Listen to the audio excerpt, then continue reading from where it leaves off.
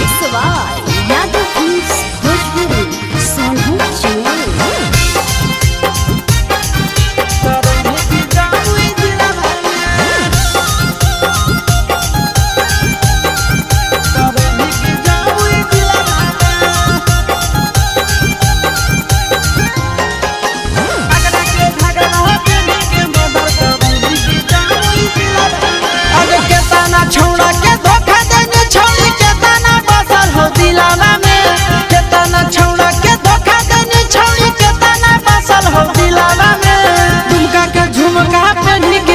करनी के जामुई जिलावा में दुमका के झुमका पहनी के मर्डर करनी के जामुई जिलावा में आगे के तना छोड़ा के धोखा देनी छोड़ी के तना बसा हो दिलावा में के तना छोड़ा के धोखा देनी छोड़ी के तना बसा हो दिलावा में आगे एकरा के घघरा पहनी के मर्डर करनी के जामुई जिलावा में